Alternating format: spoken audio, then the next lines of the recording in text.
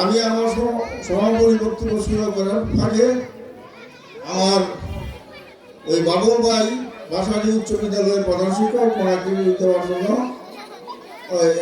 আমি এখন আপনাদের সম্মুখে বাকি কথা আমাদের চেয়ারম্যান সাহেব ওনারও মিটিং আছে, উনি চলে যাবেন। কাজে আমি এই আলোচনা হয়েছে অনেক, তবে এই এলাকাবাসীকে আমি বলবো, আমি এই হরিনাথী ফাজিল মাদ্রাসায় দীর্ঘদিন শিক্ষকতা করেছি। আপনাদের ছেলে মেয়েদেরকে এখানে পাঠালে বা স্কুলে যেখানেই পড়ে, যদি কোনো তাদেরকে যদি সহযোগিতা আমার করতে হয়, আমি কোনো অবসরপ্রাপ্ত শিক্ষক হিসেবে কোনো ছাত্রছাত্রী যদি আমার কাছে কোনো বিষয় নিয়ে আসে, ইংরেজি অঙ্ক, আমি ইংরেজি পড়াচ্ছি ওই মাদ্রাসায়, যদি আসে একটা টাকাও লাগবে না, তাদেরকে আমি এমনি শিক্ষা দিব।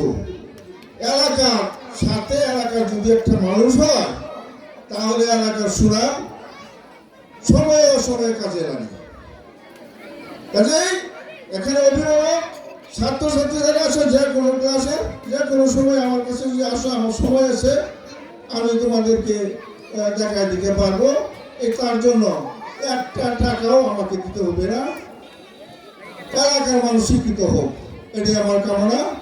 আর এই বিদ্যালয়ে গড়ে উঠছে, এই বিদ্যালয়ে আপনারা ধরে রাখবেন, এলাকাবাসী সাহায্য সহযোগিতা করবেন, আপনারা খোঁজ খবর নেবেন, অভিভাবকরা আসবেন, আপনাদের ছেলে মেয়ের কি লেখাপড়ার অগ্রগতি, কে ঠিক মতো আসতেছে না আসতেছে, এই সকল তদারকিগুলি আপনারা রাখবেন অভিভাবক হিসাবে।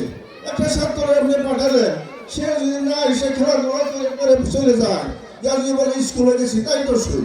তাহলে আমি শিক্ষক, আমি জানি ফাঁকিবাজি করেন। আপনারা মাঝে মাঝে অভিভাবকরা আসবেন, খোঁজ খবর নেবেন।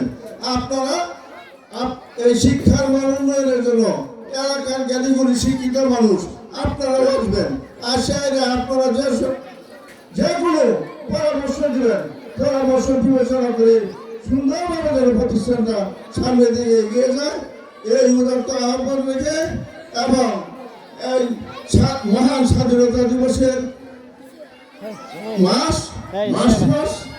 এই মাসে এই একটা আয়োজন করেছে, এই আয়োজনটা করার জন্য আমি সবাইকে আন্তরিক ধন্যবাদ জানিয়ে আমার আজকের এই আলোচনা সভার এখানে সমাপ্তি ঘোষণা করছি।